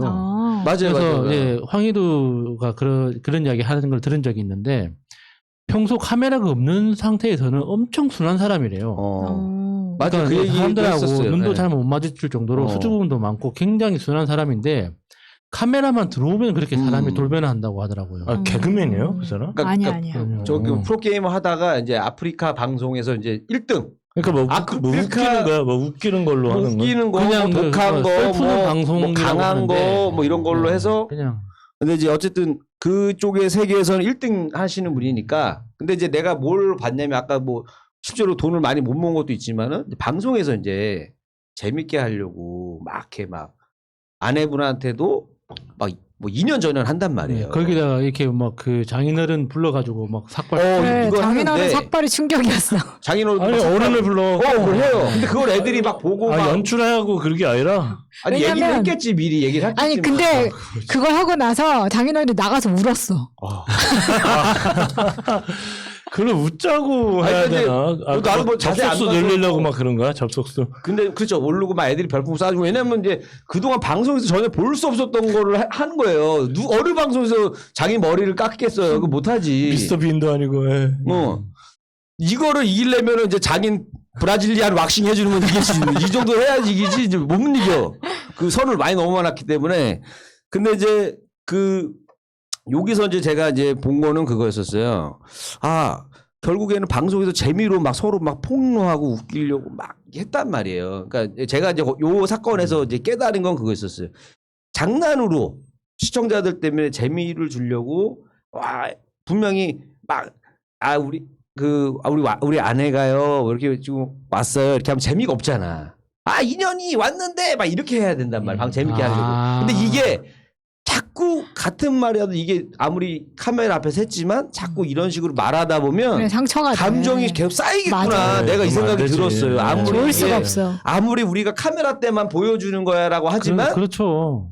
이게 이제 매번 같이 이제 쌓이고 하다 보니까 그 처음에는 이게 티격태격이 재밌었는데 아, 이게 결국에는 어느 정도 시간이 지나니까 그렇게 변한 게 아닐까라고 좀 제가 보면서 좀 이제 이번 걸 보면서도 근데 저 또 하나 또 온 게 뭐냐면 나는 TV를 하는 사람인데 이제 아프리카 BJ한테 내가 또 이렇게 관심이 많아진 거 보면서 또 현타가 또 오는 거예요. 현타가 오는 거야. 내가 왜 이 사람들 이런 내용까지도 내가 유튜브로 막 찾아보면서 내가 같이 흥분해가지고 왜 이러지? 야, 그리고 현타 올만하다. 현타가 나도 오고 왜냐면 심지어 또 우리 개그맨 우리 동기 형도 네. 이제 아프리카 TV 가려고 진짜로 그 바닥에 들어간 거예요. 그래갖고 왜냐면은 공채 개그맨인데도 불구하고 이제 거기가 이제 어쨌든 요즘에 거기가 이제 개그맨 쓸 자리가 없다 보니까 이제 거기서 자리 잡으려고 또 이제 시작하는 걸 보면서도 아, 좀 응원을 하고 있다 보니까 이제 간간히 이제 아프리카 TV에 대해서 이렇게 이제 알고만 있고 하다가 이 사건이 딱 터지고 나서 저도 요 생각을 좀 많이 했습니다. 그래서 제가 최근에 이제 현타 왔던 것들은 이제 뭐 이런 일들이었습니다. 네, 네버엔딩 스토리 세 번째 현자 타임 시간을 갖고 있는데 저는 근데 여성분들은 잘 이 느낌 모르시죠? 근데 이거 내가 여자분들은 잘 모른다 그러는데 이거 다르더라고. 그러니까 남자들만 아는 그거더라고요. 아, 그래? 이게. 이거 모른다 치고 가시죠. 예. 네. 저는 이거를 아니 아시면 괜찮아. 넘어가시죠. 아시는 아니 뭐 분들. 현타가 올 때 현타가 올 때라고 네. 생각을 하면 네네네. 왜냐하면 현타가 오는 시간은 항상 많으니까 매일 밤 이불킥도 사실 현자 타임이라고 볼 수 있잖아요. 아, 그렇죠, 그렇죠. 비슷한 거죠. 네. 비슷한 거죠. 그러니까 그렇긴 한데 제가 어렸을 때는 일주일에 한 번 엄마랑 같이 목욕탕에 가면 거기서 현타가 와요? 아니 거기에서 네. 내가 평소에 못했던 생각을 되게 많이 했던 것 같아. 아, 타 안에서? 네, 근데 그 생각이 뭐냐면 아 내가 앞으로 그래서 거기서 이제 같은 반 남학생 만날 때 현타 오는 거 아니야? 원래는 같은 반 내 짝꿍 봤을 때 현타가 와야 돼. 아 진짜 옛날에 있었잖아. 옛날에는. 내가 되게 체구가 작았고 우린 다 누나밖에 없잖아요. 엄마가 날 데려갔어요. 어렸을 때는 다 그랬죠. 진짜 그게 얘 몇 살이에요? 그러고 막 들어가잖아요. 네, 들어갔었어. 엄마들이 데리고. 안 만났어요? 그게 진짜 미치. 호응이 됐지 그 당시에. 네, 안 만났어요. 같은 반 여자 항상 만나잖아요. 가면 만나게 되죠. 보통 이제 엄마가 데려갔었고 그다음에 그 초등학교가 다 그 동네에 있다 보니까 목욕탕 가는 데가 정해져 있단 말이에요. 그러니까 만나게 돼 있어. 있잖아 그날 가서. 왜 난 남탕 아빠 따라서 간 적 있는데. 그래서 지금도 회자되고 있는 이야기가 제가 남탕 따라가서 아빠한테 이랬대. 아빠한테 있는 거랑 삼촌한테 있는 거랑 똑같다고. 야, 공부 잘하네. 뭔가 왜냐면 공통적으로 빨리빨리 찾는 사람들이 공부 잘하는 사람이거든요. 아무튼 지금 현자 타임 이야기를 하고 있는데 지금 현자 타임이 왔습니다. 아, 즐겁네. 현자 타임 즐겁네. 그런 생각을 많이 했다니까. 뭐냐면 내가 어떤 부분에 모자라서 이 부분은 공부를 더 해야겠다. 막 이런 생각을 한 거예요. 왜냐면 그럼 왜 유인전이나 뭐 이렇게 명언 같은 거 보면은 스스로 반성을 하고 자기 생활에 맨날 이런 거 하잖아. 네가 방학 때 계획표를 세웠는데 한 번도 지킨 적이 없어. 네. 그럼 그런 반성을 이제 하게 되는 거죠. 물론 목욕탕 가서. 목욕탕 밖으로 나오면은 까먹고 다시 돌아가지만 잘 맞나 보다. 거기 가면 이제 생각들이 약간 열리나 봐요. 그죠? 그래서 그런 생각을 많이 했었는데 어떻게 보면 옛날에 그 폭포수 맞으면서 막 그런 거 회장님들 하듯이 그렇지. 목욕탕에서 딱 있으면은 뭔가 생각이 열리는 거야. 집중이 잘 돼요. 왜냐면 네. 다른 생각 할 게 없으니까. 근데 최근에는 부고를 받았을 때 그렇지 사람이 죽는 거지라는 생각이. 죽는 거죠. 네. 네. 왜냐면 평소에 일어나는 일이 아니잖아 그게. 그리고 우리가 생활할 때는 막 천년만년 살 것처럼 행동한단 말이에요. 그런데 어느 순간 누가 돌아가셨다라는 부고 같은 게 오면은 순간 막 두 가지가 있는 것 같아. 하나는 내가 정말 아끼고 좋아하고 막 이런 친한 사람이었으면은 굉장히 슬퍼하면서 달려갔는데 이게 관계에 따라서 좀 감정이 달라지는 네, 거예요. 맞아요. 친척이라고 하더라도 나랑 뭐 우리 집이랑 관계가 안 좋거나 뭐 먼 친척이나 그러면은 이거 가야 되나라는 고민을 하게 된다는 거지. 그러다 당연한 거 아닌가요? 아니 근데 그게 예를 들면 친척이면은 당연히 내가 가야 되는데 슬프지는 않 그러니까 그냥 막 가서 그래 고생 많아 막 슬프지라는 이제 이야기는 해줄 수 있지만 예를 들면 최근에 왜 학교 앞에서 그 차에 치인 그러니까 엄마는 죽고 아이는 살았던 그 학교 앞 횡단보도 사건이 있었어요. 예. 저는 그게 너무 슬펐거든요. 근데 오히려 뭐 먼 친척의 부고가 이 사건보다 덜 슬픈 거예요. 그걸 생각을 하면서 이게 사안마다 그러니까 사람이 다 죽었다고 똑같은 정도로 슬픈 건 아니라는 거를 느꼈는데 최근에 제가 프랑스에서 제가 데리고 갔던 고양이가 죽었다는 소식을 들었어요. 근데 예전 같으면 내가 이 고양이한테 지금 우리 네스에서 여러 번 이야기했지만 들인 돈이 많단 말이에요. 얘가 막 아프면 무조건 들쳐업고 병원에 갔었기 때문에 얘한테 들어간 병원비만 한 300-400 든단 말이에요. 저도 입양하자마자 많이 아파가지고 뭐 고생했다고. 그랬는데 걔가 딱 죽었다고 하니까 일단 되게 마음이 이상한 거예요. 내가 이렇게 막 여기 있었으면 왜 아팠을지 뭐 아니면은 무슨 증상이 보였으면 병원에 갔었으면 얘를 또 살려서 살았으면 되게 좋았을 텐데 또 한 가지는 어차피 이 고양이가 내가 아무리 난리를 쳐도 언젠가 나보다는 일찍 죽는단 말이에요. 네, 그렇죠. 그러다 보니까 어른들이 막 그러잖아요. 그때 들었던 막 이야기가 나는 이 고양이가 아파서 너무 슬프고 막 그런데 너 왜 고양이한테 그렇게 돈을 쓰냐고. 그러니까 그때만 해도 막 내가 사회 초년생, 그러니까 돈을 막 열심히 많이 벌지 못하는 상황임에도 불구하고 아니 300-400을 병원비로 하려면 거의 월급하고 맞먹기 때문에 사실 그렇게 한다는 게 상식적이진 않지만 기르는 분들은 아실 거예요. 거의 가족하고 갔기 때문에 또 안 할 수가 없는 거야. 근데 저도 고양이를 한 마리 키우는데 그 무지개 다리를 건넌다는 표현을 하더라고요. 네, 맞아요. 그래서 그렇게 해서 동물이 죽고 나면 정말 미친 듯이 슬프대요. 근데 다시 다른 걸 데려오거나 다른 걸 키우는 게 굉장히 망설여진다고 하더라고요. 굉장히 망설여지죠. 왜냐면 어차피 얘도 나보다 일찍 갈 건데 그 그러니까 죽음의 슬픔의 정도는 그냥 가족이 죽은 거랑 똑같다고 보시면 될 것 같아요. 그래서 약간 이제 차라리 두 마리면 한 마리가 가도 이제 한 마리 때문에 이제 그게 좀 빨리 잊혀져요. 왜냐면 우리도 강아지 3마리 키우다가 한 마리가 죽었단 말이야. 근데 이제 두 마리가 있다 보니까 그 보낼 땐 되게 슬펐지만 나머지 애들 자꾸 보게 돼요. 챙겨줘야 되잖아. 어쨌든 간에 걔네들 신경 쓰고 그러다 보니까 좀 그게 그래도 좀 빨리 되는데 한 마리 키우다가 한 마리 떠나면 되게 슬플 것 같아. 그리고 따로 또 누구 데리고 오기도 되게 망설여지고 그게 맞죠. 그래서 이제 최근에 이제 그런 부고를 받고 나서 예전에 제가 그 오토바이 타고 다닐 때 언니들 중에 몇 번 언급한 적이 있는 포르쉐 타는 언니가 저한테 이런 이야기를 해줬어요. 본인은 오토바이를 타고 투어를 가기 전에 속옷도 딱 색깔 맞춰서 좋은 거 입고 왜냐면 만약에 병원에 들 것에 바로 실려갔을 때를 생각을 하는 거야. 그거 생각하는 거. 그때 속옷이 호피무늬였던 거야. 굳이? 그런 거랑 나오기 전에 현타가 현타가 왔습니다. 현타. 아니 중요해. 아픈데 신경 쓰일 수 있잖아. 내가 오늘 이렇게 입고 왔는데.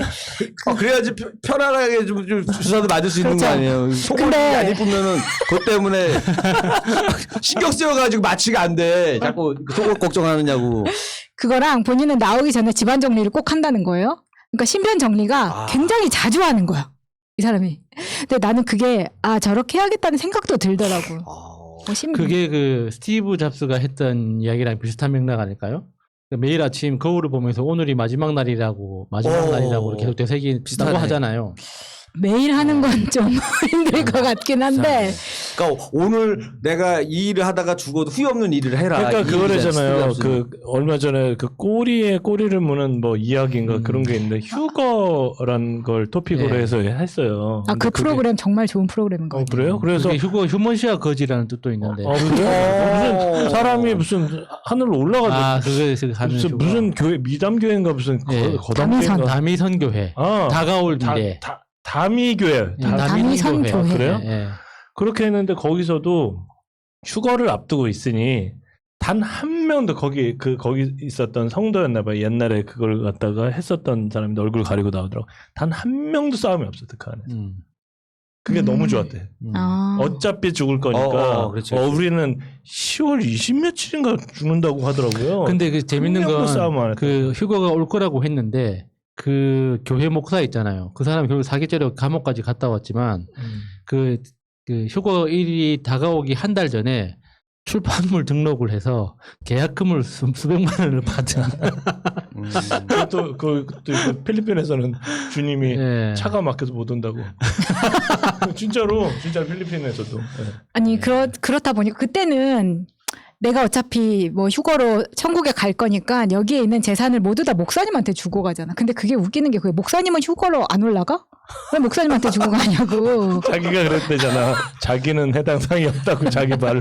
저는 여러분들이 다 가는 걸 보고 나서 가기 때문에. 그러니까요. 나중에 그리고 1기 올라가고 2기 때까지 자기가 있어야 되기 때문에 돈이 있어야 된다. 시즌 2. 이게 그래서 예전에 한번 이야기했던 또 저랑 친한 친구가 이제 납골당에 모셔져 있잖아요. 거기를 그때 갔을 때가 납골당을 처음 갔을 때였는데 그 이후에 제가 생각하는 게 되게 많이 바뀌었어요. 왜냐하면 그 납골당이 그 딱 사람 눈높이에 있는 데가 가장 비싸고 예, 맞아요. 위나 맨 아래가 이제 싸더라고요. 예.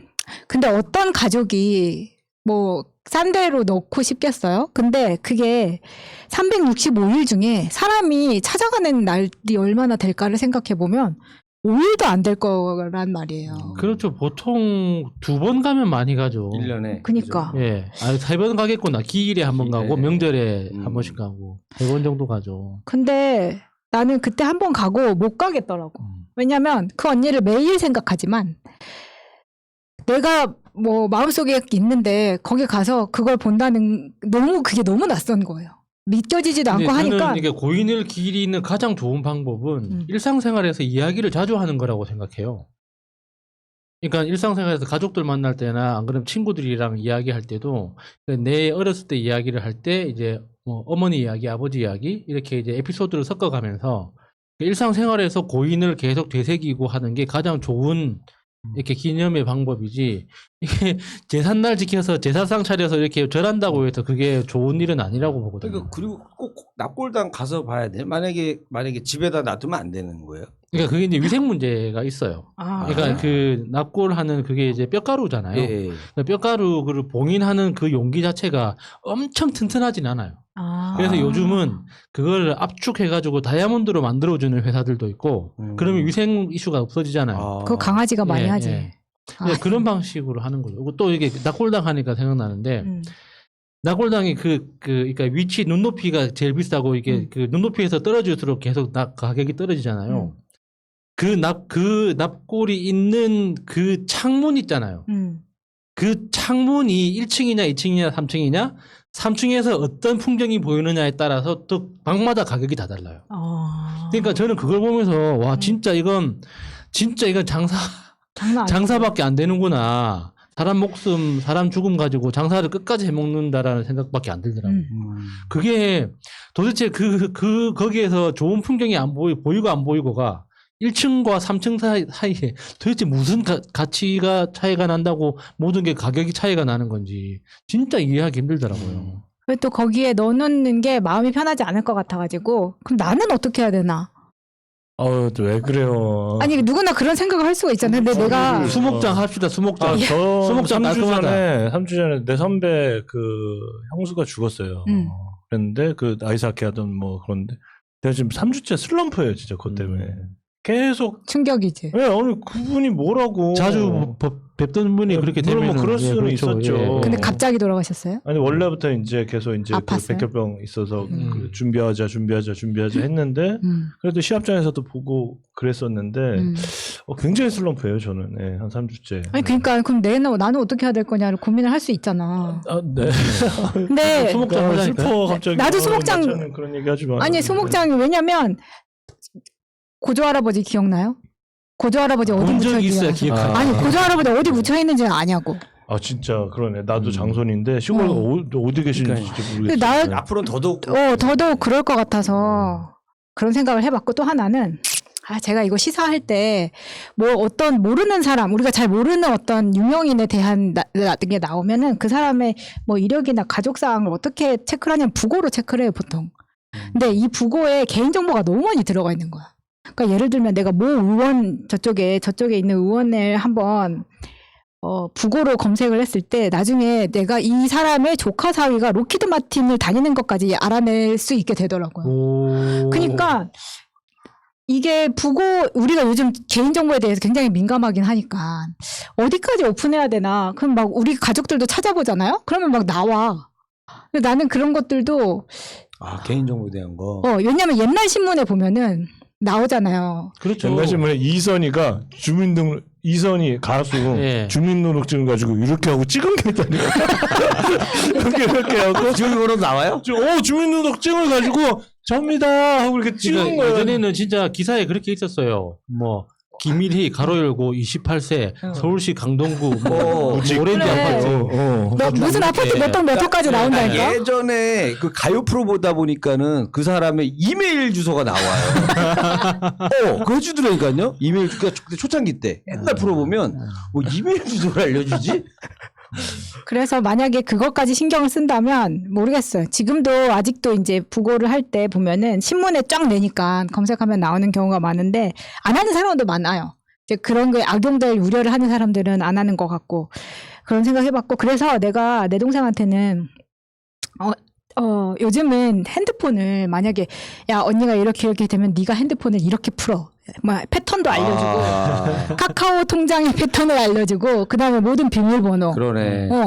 이거는 내 동생한테 다 했고. 그거 나중에 이제 그 사후에 금융결제원 가면 다 해준다고? 예.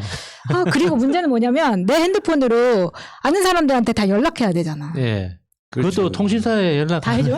그래. 우리도 경험이 많네. 그러니까 그 걱정들을 많이 하잖아요. 그래서 예. 만약에 예를 들어서 그런 거 영상 같은 거 남긴 적이 없잖아요. 예를 들어서 막 가족들한테 하고 싶은 얘기 뭐 평상시에 찍어서 혹시 내가 만약에 무슨 일 있으면 이 영상을 보게 해드리고 싶다. 이런 거는 미리 준비한 사람들이 많지 않잖아요. 그러니까 평소에 자주 봐야 됩니다. 평소에. 뭘? 평소에 그냥 볼 수 있을 때 자주 봐야 된다고. 사랑한다고 자주 말하고. 그게 그럴 쯤에도 연습도 좀 하고 사랑한다고 이야기하는 거.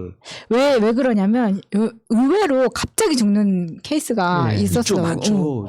심장마비 같은 거. 저의 학교 선배가 출장 가다가 그냥 고속버스 맨 앞자리에 앉았는데 그냥 심장마비로 가셨거든요. 근데 나이가 30대 초반이었고 그럴 수가 있네. 등치가 엄청 좋았어. 스포츠 이거 할 정도로.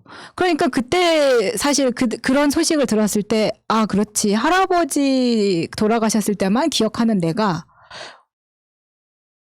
이럴 수가 있구나. 그 이후에 저는 이제 IMF 세대라서 제가 아는 애들 중에서도 자살한 친구도 있고 막 그래요. 그러면 그다음부터는 의외로 죽음은 가까이 있을 수 있다. 그래서 맞아요. 그래서 나도 꼭 100살까지 살 필요는 없다고 생각을 해요. 요즘 들어 생각이 드는 거예요. 그럼 그래서 제가 대신 150살 살아서 되는데 그러니까 꼭 내가 100살까지 살 것처럼 해서 빡세게 살 필요는 없다. 그래서 저는 대신에 우리는 아직 안락사는 없잖아요. 그러니까 그래서 내가 내 수명을 좀 정할 수 있으면 좋겠다는 생각도 가끔 해요. 그냥 사는 동안 안락하게 삽시다. 안락생. 그러니까 할 때 내가 어떤 의식이 있을 때 다 뭔가 좀 이렇게 마무리도 하고 그러고 그다음에 그 날이 정해져 있다면 그때 그날을 위해서 좀 나름 뭔가 좀 준비를 할 수 있잖아. 이렇게 좀 마무리할 수 있는 준비라든가 이런 거. 근데 아직 우리나라 법으로는 안 돼 있죠. 그게. 그래서 그렇게 죽는 권리에 대한 그 다큐멘터리를 했는데 예전에 뭐 그런 호스피스라는 그런 제도가 나오기 전에 재산의 90%를 죽기 3년 전에 다 쓰고 간대요. 너무 바보 같은 짓이라 이거야. 그래서 막 그러면서 이제 호스피스라는 그 전부터 막 써라 이런 얘기예요? 아니 그러니까 막 생명 막 그 아파가지고 암 걸리고 평생 재산 모아놓은 거 그때 다 고 쓰지 3년에 말고. 그 치료비로 다 쓰고 이게 뭐냐. 그래서 죽음을 제대로 좀 준비하고 남들하고도 잘 그러니까 병원에서 호흡기 끼는 게 중요한 게 아니라 좀 일찍 나가서 사람들이랑 더 만나고 이게 중요하지 않냐. 뭐 그런 게 저는 생각이 나요. 그 방송이. 예. 그래서 항상 신변 정리를 하고 오늘 갈지 모르는 사람처럼 깨끗하게. 매일 속옷은 제일 좋은 그걸 결론은 그거는 매일 저기 속옷은 네. 깔끔한 거 입어야 된다. 그리고 매일 하루하루 최선을 다해서 살아야 된다. 근데 반대로 속옷을 좀 허름하게 입으면 조심할 거 아니야. 그날 오늘 주면 안 돼. 오늘 안 된다. 낡은 거. 좋은 생각이다. 빵꾸난 거 입고 다니면 오늘 안 돼. 창피해서 안 돼. 오늘 주고 창피하니까 속도를 낮춰. 안 된다 오늘은. 저쪽으로 갑시다. 여기서 징크스라는 게 생겨나는구나 이런 데서. 괜찮네. 좋은 속옷을 입은 날에는 막 달릴 수 있기 때문에. 네. 자, 오늘 저희 이야기는 여기까지 하겠습니다. 네, 안녕하세요. 저 4번 타자 193의 네스 현자 타임입니다. 저 초반에 말씀드렸듯이 뭐 이렇게 현자가 나는 이렇게 되게 정말 그 공자 맹자 같이 이렇게 해탈한 사람 이렇게 지금 생각을 했었는데 제가 이번 주에 그 지난주 화요일인가? 그렇죠? 근데 저 딸이 저를 부둥켜 안고 막 우는 거예요. 그래서 왜 저러나 봤더니 내 기억으로도 그래요. 9시부터 이제 온라인 수업이란 걸 하잖아요. 학교를 안 가고. 지금도 안 가요? 아침 안 9시에요? 네. 지금도 안 가? 그러면 애가 아침 8시 한 40분에 일어나요. 네. 그래서 그러고 나서 아침 9시부터 제가 얼마 전에 방통대 무슨 그 온라인 수업 때문에 9시간짜리 수업을 듣는 적이 있어요. 3시간 하고 점심시간 한 시간 쉬고 그다음에 3시간 하고 10분 쉬고 또 3시간 하고 그러니까 완전 다운돼 버렸거든요. 그러고 나서 보니까 애가 4시 반까지 수업을 하는 거 온라인으로 계속. 그러니까 방에서 그냥 감옥이에요. 나오지도 못하고 혼자 계속 모니터 보고 있는 거잖아요. 그리고 점심에 우리는 다 출근하면 점심 세팅한 거 자기가 먹고 김치볶음밥 이런 거 먹고 다시 들어가서 하고 그다음부터는 조금 있다가 과외 선생님 5시에 와요. 2시간만짜리 수업을 해. 그럼 7시 반이잖아요. 또 밥 먹고 나서 또 영어 선생님 또 오는 거예요. 11시에 끝나요. 11시에. 아침 9시부터 한 번도 못 쉬고 째깍째깍 계속. 그런데 나중에 애가 밖에 나갈 시간도 없겠네. 그러니까 방 밖을 안 나가는 거예요. 무슨 선거 방송도 아니고. 답답할까. 그러니까 애가 뭐 이러다 내가 뭘 건드렸어요. 그래서 야 공부 때리지 아우 진짜 야 죽겠다 그러니까 애가 빡 우는 거예요. 건드렸고 안 그래도 지금 폭발 직전이 어. 울고 싶은 사람 뺨 때렸네. 그래갖고 야 놀러 가자. 진짜 울만하다. 이거는 아니다. 이거는 어. 나 너 공부 잘하는 거 절대 난 네가 친구로 만날 거냐 학원을 갈 거냐. 나는 친구 만나라 제발. 그렇게 살지 말아라. 나는 싫다 진짜 이게 뭐 한다고. 그리고 또 그 다음 날은 미술은 막 5시간씩 그림을 그려요. 그 토요일 날에는 그걸 2타임을 해. 그건 어차피 해야지. 그러니까, 미술은. 좀 안 했으면 좋겠는데. 그러니까 이게 방금 그 마차님 한 이야기에 네. 그 모든 현상의 본질이 있다고 봐요. 그게 뭐가 있냐면 미술을 그러니까 그 아이들이 네. 그 불안감을 내면화시키거든요. 네, 그러니까 미술을 그게 하는 너무 거는 안타까운 괜찮은데 미술로 대학을 가려면 영수를 해야 돼요 또. 그러니까 이게 거시기 한 거예요. 근데 지금은 무사춘기님 같은 경우는 집에서 그게 가능하지만 그게 안 되는 애들은 그럼 집에서 노는 거잖아. 뭐 그럴 수도 있겠죠. 뭐 그리고 내가 봤을 때 다른 학교는 지금 다 애들이 학교 나가는데 애가 이야기 안 하고 학교 안 가는 거 아니야? 아니요. 그게 아니라 자퇴한 거 아니에요? 교장이 3분의 1만 수업을 해요. 그러면 하루에 그러니까 5일을 기준으로 20일 네. 중에 3분의 1은 6일이잖아요. 네. 이게 법적으로 그다음부터 교장제량인 거예요. 그러니까 로테이션 하더라고요. 네. 3분의 1 뭐. 그러니까 1, 2학년을 다 나오게 하고 뭐 이런 어. 식인가 봐요. 뭐 여하간 그랬었어요. 그래서 내 막내 조카가 초등학교 2학년이거든요. 야, 이러지 말고 우리 놀러 가자. 이 주말에 일이 커진 거예요. 주말에 놀러 가자. 그래갖고 내가 얘기를 해갖고 그 조개 캐기 체험했어요. 엄마 아빠도 하루 종일 집에 있으니까 불쌍하잖아요. 그래갖고 일이 좀 커져서 그래갖고 조개 선제도라는 곳이 있거든요. 거기 가갖고 뭐 이렇게 강 건너고 뭐 가면 막 갈고리도 주고 막 조개를 캐요. 그렇게도 아동 노동을 또 아동 노동을. 그것도 이제 그 장화빌리는데 3,000원. 그다음에 뭐 해서 한 10,000원, 2,000~3,000원 네. 돼요. 그래갖고 11명이서 갔죠. 근데 잠깐만. 물때를 봐야 되는데 물때를 잘 못 본 거예요. 근데 하필이면 그날 일요일 날이 아침 8시부터 아침 11시까지만 물이 빠진대요. 그때 맞춰서 가야 돼요. 하필이면 아침 8시 그러면 7시까지는 가야 될 거 아니에요, 거기. 아, 여기서 이제 주의할 것은 그 가족들은 예. 그 5인 제한 해당 안 됩니다. 아, 그래요? 되게 괜찮아요. 그렇게 돼서 미안하다고 하고 이제 깨웠죠. 일요일 날 딱 깨워갖고 야, 그럼 5시 반에 기상. 그렇게 해갖고 이제 온 가족이 이제 엄마네 집에 모여서 차세대를 이제 나눠서 이제 더 갔어요. 불편해하는 거 아니야? 좀 쉬려고 했더니 놀러 가자고 하면 더 일찍 일어나. 평상시 집보다 잠도 못 자고. 그렇게 돼서 이제 내가 뭐 야 스트레스도 풀 겸 이렇게 했는데 야 스트레스 뭐, 전화를 잠도 못 자고 야 물이 8시에 들어온대. 그래갖고 내가 그 전날 또 술을 또 어떻게 하다 이빨에 마시게 됐어요. 내가 진짜 술을 마시고 딱 와서 아침에 눈을 딱 떴는데 이거 어떡하냐. 그런데 제가 이 엄지 여기 새끼손가락이 약간 마비가 좀 있어요. 이렇게 운동하다 다쳐갖고 안 펴지거든요. 근데 내가 그날 아침에 안 돼. 막 새소리 빡 했어요. 저기 뭐야, 거품 막 내갖고. 네. 그런 적이 있어요. 콧구멍을 팍 쑤시면 진짜. 나 있어. 우와! 새끼손가락 들어간 거. 아니, 빡 들어갔는데 진짜 이게 제대로 터진 거야. 와. 그래 코피 빡 터져. 와, 이게 찍 하면서 엄청 아파. 진짜 장난 아니게 빡 터진 거다. 근데 문제는 화를 못 내. 그러니까. 내가 잘못한 거야. 술을 취했지. 얼굴은 거품으로 하얗지. 콧구멍을 쑤셨지. 막 피는 나지 막. 엄청났어요 진짜. 근데 이게 물에 젖으니까 이게 효과가 막 흘러내리잖아요. 그러더니 수건으로 이렇게 막다가 이렇게 휴지로 이렇게 딱 했어요. 하니까 이게 막 옷에도 막 묻고 그래 빨리 가자. 그러니까 당신 왜 그러냐. 그래서 코피 난다 그러니까 걷다가 콧구멍 쑤셨다고 할 수도 없고 그래서 아휴 인간아. 술 좀 작작 먹고. 그렇게 먹고 아침에 6시에 가족들이 왜 그러냐. 당신 운전할 수 있어? 막 이렇게 된 거예요.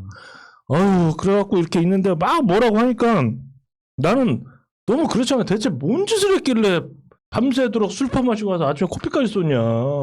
미쳐버리겠다. 그러니까 나는 이 말하는 그 스트레스가 너무 싫은 거예요. 그래서 내가 아유 태수 마누라 같은 여자랑 살고 싶다 진짜. 태수 마누라는 또 누구야? 그 있잖아 사랑과 야망의 박태수. 그래.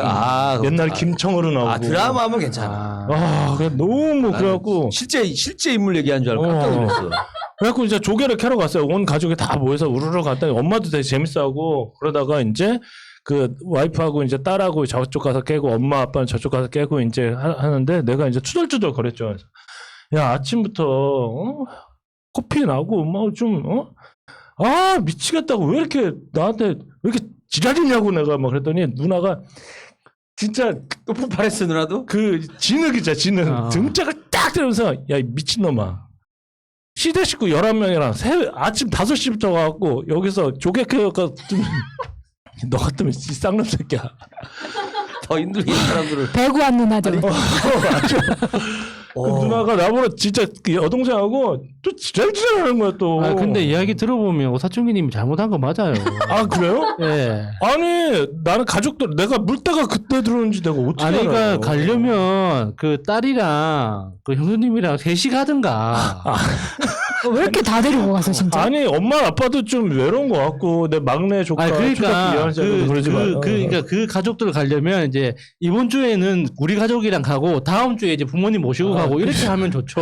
그래서 일이 커져가지고 하여튼 그런 내가 봤을 땐 이 사람 저 사람 미안한 거를 혼자 그걸 풀고 싶어가지고 자기를 위해서 한 방에 지금 이벤트를 한 거야. 내가 봤을 때 효과가 좋았을 수도 있는 게 뭐냐면 그거 갔다 오고 나서 왜냐면 여행이 더 빡셌단 말이에요. 오히려 공부가 편한 거야.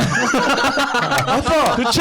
갔다 오고 왔더니 갑자기 공부는 아무것도 아니었어요. 아빠 나 차라리 공부할래. 짜고 이게 더 편해요 아버지. 그리고 나보라 철들어. 아유 쌍놈 새끼 이거 태수 마누라 같은 소리하고 자빠지는 막 그래서 저 등에 진흙 이렇게 그대로 묻어 있었다니까 진짜.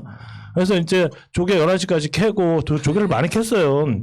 그래서 또 조개 근처에 뭐 있습니까? 조개구이집? 아니 그거 있잖아. 칼국수에서 그 가족끼리라도 안 된다고 하더라고요. 그래서 4명 4테이블 이렇게 나눠가지고 그쵸. 이렇게 해서 했어요. 그래서 딱 이렇게 좀 먹는데 되게 좋은 거야. 그 나름 잡아온 조개도 그건 이제 같이 집에 가져가고. 가져가는 거고. 막 그렇게 돼갖고 야, 원래 다른 집은 뭐 8동이를 잡았는데 우리는 12동이를 잡았다. 그래서 서로 기분 좋아갖고 막 그러면서 칼국수 너무 맛있다고 그러면서 내가 업이 된 거야.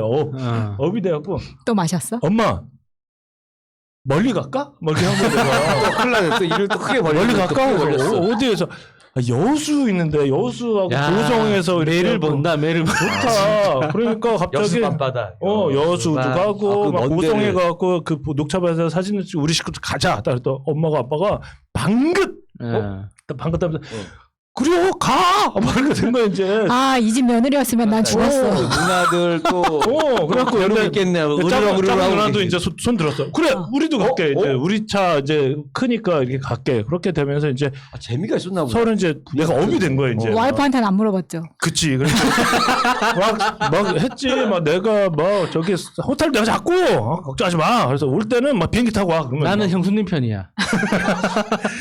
그래갖고 일단은 쭉 서로 이제 헤어지면서 이제 엄마 뭐 그 조개에게 해감해. 그래갖고 이렇게 서로 주고 이렇게 같이 갔는데 이게 쭉 차를 타고 가는데 야 어떻게 뭐 저기 뭐 다음 주에 괜찮지? 딱 그랬더니 자기는 못 간다는 거예요 집사람이. 아유 진짜 내가 태수 마누라랑 결혼을 했어야 되는데 또 얘기했어. 그러니까 또 자기가 전주에 친구를 보러 간대요. 그러니까 대학교 친구를 만난다고. 그러냐 그래서 왜 갑자기 그 약속이 잡혔냐? 그랬더니 자기가 원래 약속을 잡았대. 정말로 약속을 잡았대요. 저번에 얘기했잖아. 뭐 이렇게 된 거예요. 그래? 근데 무슨 날이야? 그러니까 내 생일 딱 그러더라고요. 대박. 그러니까 다음 주가 집사람 생일이었나 봐요. 그래서 내가 여수 가자고 한 거야. 이렇게. 올해에다가 자기야 생일 축하해 내가 쓰려고 다 해놓은 건데 에이구 하면서 또 해야지. 그랬더니 이제 자기는 이제 못 간다고 당신이랑 가라고 그렇게 되면서 근데 나는 결혼하기 전부터 나도 생일이 헷갈리고 음력으로 세니까 집사람도 생일이 헷갈리니까 서로 생일을 안 하는 걸로 했는데 안 하는 거야. 결론이 왜 그래? 나는 내 생일이 싫어요. 나는. 결론은 양력으로 해야지 그러면. 그래가지고 일단은 간다고 하니까 그렇게 해서 이제 가고 근데 왜 저기 그 여수를 가려고 하냐. 그래서 야 생각을 한번 해봐라. 그 작은 형 나한테 매형이죠. 둘째 매형 솔직히 얼마나 힘들겠냐. 둘째 매형이 쌍차를 다녀. 쌍용 자동차. 얼마나 죽어나겠냐. 지금 월급 저기 반밖에 안 나온다는데. 야 진짜 저기 매형도 바람 좀 쐴 겸 누나도 그렇게 하고 그다음에 엄마 아빠 모시고 같이 가면 좋겠지 않냐. 그러니까 표정이 포기한 거 있어요. 포기. 나는 전주 갔다 올 테니까 마음대로 해. 마음대로. 여수를 가든 뭐 보성을 가든 마음대로 하라고. 그래서 뭐 그러는 거예요. 그래서 내가 가만히 보니까 갑자기 그 쌍차가 좀 원망스러운 거야. 쌍차가 왜 저럴까. 내가 쌍차를 조사를 했어요. 도대체 저 기업은 왜 저럴까. 그래서 쌍차가 엄청나더만.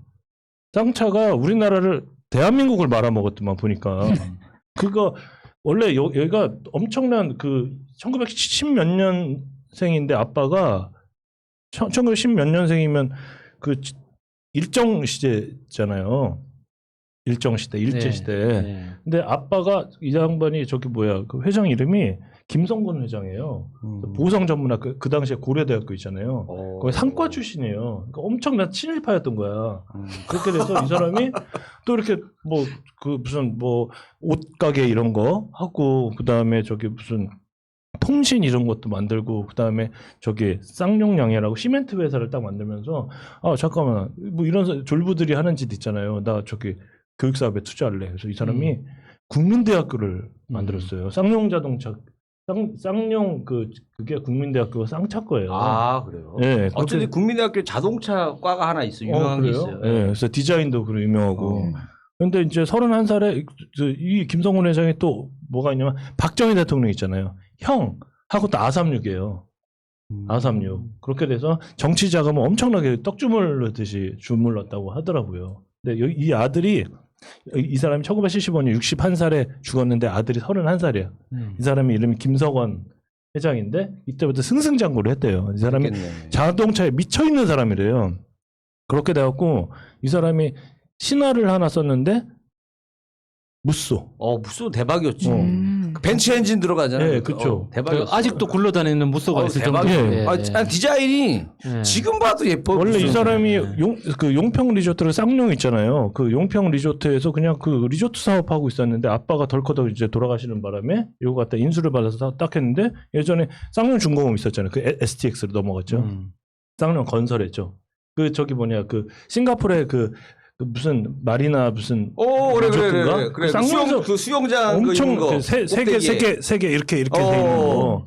그 쌍용건설에서 줬더만. 네. 랜드마크 예. 그 싱가포르에 있는 거 그거 예, 얘기하는 그렇죠. 거. 예. 그다음에 마리나 샌즈베이인가 뭐 그거고 그다음에 쌍용 정유 있잖아요. 지금 S-오일 그걸로 넘어가. 쌍용 정유 원래 쌍용 정유 예, S-오일이? 예, 그것도 하고 그다음에 효성그룹에서 또 증권사를 인수했어요. 그래서 쌍용 증권도 한 거야. 쌍용 증권 들어봤다. 그다음에 옛날 배구 팀이 있었던 것 같아요. 그러니까. 맞죠? 예. 쌍용 증권. 동아자동차를 인수를 해갖고 쌍용 자동차를 만들었는데 완전히 자동차, 중공업, 시멘트, 건설, 해운, 현대 기업이네. 세계서열 6위까지 올라왔어요. 그러네. 대박이네. 근데 이게 대박이네. 언제 맛이 가냐 이 사람이 대구 출신인데 대구 달성인가? 달성에 가갖고 국회의원이 된 거예요. 그러면서 회사가 자기가 국회의원 하면서 회사를 운영하려니까 완전 맛이 갈 거 아닙니까? 그러면서 이 사람이 2년 하고 얼른 회사로 복귀를 해요. 그 2년 남았는데 그 2년의 보궐선거에 누가 나간 줄 아세요? 박근혜가 거기에 쌍용 들어가고 박근혜 나오고 이러면서 이제 아빠끼리 친하고 아빠 형님 있잖아요. 네. 그러니까 시아주버님인가 뭐 촌수는 잘 모르겠는데 그런 거예요. 그러면서 이제 그때 자동차가 왜 망할 수밖에 없었냐면 우리나라가 지금같이 뭐 자동차가 다 있는 것도 아니고 그 당시에는 자동차가 그런 거 있잖아요. 약간 부의 상징이었을 때 자동차가 막 보급이 됐을 때 그때 그랬잖아요. 그랜저도 그랜저지만 쌍용 체어맨이 부의 상징이었어요. 맞아요. 네 아버지 뭐 하시노? 완전히 쌍용 체어맨 그 하고 오면. 근데 그때 뭐가 있었냐면 현대자동차 있었죠. 기아자동차 있었지. 대우자동차 있었지. 그러니까. 삼성 있었지. 아시아자동차 있었지. 쌍용 자동차. 아시아자동차. 그러니까 생각해보면 우리나라 조그만 나라에서 그러니까 자동차가 그거래요. 이렇게 많은 경우는 없는데 진짜 다 망했어요. 다 기술이 좋으니까. 대단한 거죠. 기술이 좋으니까. IMF 때 다 망한 거예요. 그래서 쌍용 자동차를 인수를 하려고 어떻게 하든지 그래갖고 이제 그 삼성에서 야 줘라. 동양 자동차 우리가 할게. 서로 이제 뭐 난리가 났었대요. 그래서 설득을 하고 근데 결국은 쌍용이 싫다. 그래갖고 삼성이 오케이 그럼 우리가 직접 할게. 그래갖고 자동차에 뛰어들었는데 현대 빼놓고는 IMF 지나서 다 망한 거예요. 그렇지. 그때 만약에 삼성이 가져갔었으면은 어떻게 보면 그렇죠. 우리나라가 진짜 거기 삼성하고 현대가 차를 꽉 잡고 있었겠네. 그렇죠. 이랬으면. 다 망한 거예요. 다 망한 거. 근데 이게 보니까 이 동양 자동차도 웃기는 게 대한민국 최초에 자동차 수출도 동양에서 했더라고요. 브루나이인가? 거기에 자동차 최고 2대. 잘 사는 나라인데 브루나이. 브루나이 공화국 거기가 최고의 복지. 이게 뭐지? 그거 국왕님 또 행복지수 1등 뭐 이런. 맞아요. 거기. 일단은 그렇게 돼가지고 완전히 그 쌍용 쌍용 자동차 여기에 그런 게 있어요. 시멘트 팔아가지고 자동차 메꾸고 왜 그러냐면 그게 시멘트를 캐서 시멘트를 만들고 이게 아니라 자동차는 그 기간 투자가 초기 투자가 어마어마하대요 진짜. 예. 그렇게 돼서 쉽게 죽이지도 못하고 또 쉽게 살리지도 못하고 정말 그 고생을 되게 특히 많이 이제 한다고. 자동차가 이제 만들어지는 그 뭐 쉽게 이야기하면 컨베이어 벨트 라인이 있잖아요. 12,000개 정도 된다. 이제 그 기반 그 부동산 그 기반 작업을 하는 게 그 공장을 밀어내고 다른 건물을 넣는 것보다 그냥 그거를 계속 유지하는 게 경제적으로 이익이래요. 그래서 그 처음에 그 자동차 그 공장이 설비가 들어가면 그거는 계속 공장을 유지해야지 그걸 다른 용도로 변경하는 건 그 경제학적으로 의미가 없는 행위라고 하더라고요. 그리고 그 옆에 유리했죠. 백밀러 하죠. 타이어 들어가야죠. 휠 들어가야죠. 그러니까 그 조립의 그 최고봉이라고 하더라고요. 네, 조립에. 왜냐면 주변 산업이 어마어마하게 묶여 있다 보니까 12,000개인가 그 부품 그러니까 그 상생의 그 최대 그거라고 하더라고요. 근데 여기서 또 되게 웃긴 게 또 옛날 쌍용 자동차에서 전기차도 만들었었어요. 옛날에 1992년도 그때 그러니까 대단했죠. 그러니까 이 사람이 그런 건 좀 있는 거야. 이제 앞을 내다보는. 근데 여하간 계속 이제 우려 먹는 거예요. 그래서 무쏘 이후, 쌍용, 코란도 이후에 아무것도 안 나오니까 보통 차가 6년에서 8년 사이에 한 번씩 바뀌잖아요. 근데 거의 한 16년인가 17년 돼갖고 사고리야. 쌍용 코란다 2, 코란도 3, 코란다 패밀리, 그리고 코란도, 뉴 코란도, 계속 코란도, 그래서 눈깔 바꾸고 코란도 보면서 계속 사골 저기 브랜드라고 하잖아요. 그러다가 이 사람이 정치자금법 위반으로 또 뻔해요. 또 감옥 가요. 갔는데 그 노무현 대통령이 딱 풀어줘요. 그 사면을 딱 시켜줬더니 이 사람이 또 어디에 또 엮였냐면 또 신정화 사건에 또 엮인 거예요. 알고 보니까 이 사람이 저기 쌍용에서 이 성공미술관을 또 가지고 있었네. 그러면서 신정화가 이렇게 되면서 그 뭐 학력 위주로 됐잖아요. 그러면서 여기 집을 턴 거예요. 그걸 뭐라 압수수색이라고 하나? 이거 성공미술관 쌍용 거다. 뭔가 비리가 있다. 털었는데 집에 현금 다발이 한 바가지가 나왔고, 야, 너 다시 구속. 쌍용이 그렇게 그냥 망해버렸어요. 쌍용 자동차 하나만 빼고 다 그 푸틴이라고 알짜배기의 기업들이 다 망해버린 거예요. 약간 그 시기 때 사실 경영을 잘했으면은 그러니까 어떻게 될지 모를 뻔했네. 그러니까 얘기 들어보니까 갑자기 매형이 월급 반토막 나고 왜 저렇게 사나. 그래서 우리 누나 또 미술학원 하는데 저기 뭐야 그거잖아요. IMF 터졌냐? 코로나 터져가지고 매출 반토막 되고 그러니까 불쌍해가지고 매형 같이 데리고 그 여수 가자고. 딱 그러면서 와이프가 이제 그 현자의 표정이 딱 나오더라고요. 네 마음대로 해라. 초월한 거. 그리고 매형도 얼굴을 보면 니들 마음대로 해라. 매형 진짜 표정이 그렇다니까. 저는 형수님 편입니다. 어차피 내가 여기서 뭐 안 간다고 해도 어차피 갈 거 그냥 편안하게 다 맡기는 마음을 비운 거네 그분들은 그냥 이미. 그러니까 내가 진짜 정말 내 표정도 니들 마음대로 해라. 가족들 집사람 니들 마음대로 해라. 내 표정도 현자의 표정이 되지 않나. 제 얘기는 여기까지 하겠습니다. 감사합니다. 자, 우리 네버엔딩 스토리 우리 오사중인 얘기까지 잘 들어봤습니다. 오늘은 네 현자 타임입니다. 그래서 뭐 두 가지 허탈한 것도 있고 뭔가 좀 깨달음을 얻었던 뭐 그런 시간도 있고 뭐 다양한데 그때 좀 많이 느끼는 것 같아요. 그래서 예전보다 그 어렸을 때 그거 기억나. 예전에 한참 내가 명언에 오는 거 좋아했을 때 기억나는 게 나이를 먹으면 주름만 늘어나는 게 아니라 지혜도 늘어난다라는 말을 그래요? 있었어요. 그래서 몸무게도 늘어나잖아. 몸무게도 늘어나고 뭐 여러 가지가 있지만 꼭 나이가 드는 게 꼭 나쁜 것만은 아니다. 좋은 것도 찾아보면 예전보다 보는 시야가 달라졌다라는 것만으로도 많이 조금씩 성숙하고 있다라는 거예요. 그래서 그래서 인간의 수명이 100년인가 요 생각도 해요. 그 정도 돼야지 이제 철 들면 이제 죽는 거야. 네. 자, 그래서 여러분들 현자 타임 한번 즐기시기 바라겠습니다. 다음 주에 저희는 또 새로운 주제로 여러분들께 또 인사드리도록 하겠습니다. 여러분 감사합니다. 감사합니다. 고맙습니다. 안녕. 물리치자 바이러스에게는 마스크가 없다. 어서 가자 바이러스보다 먼저. 그러니 내일보다 먼저 가자. 우리들의 희망을 형제이게 하자. 설령 그것이 내일이라 해도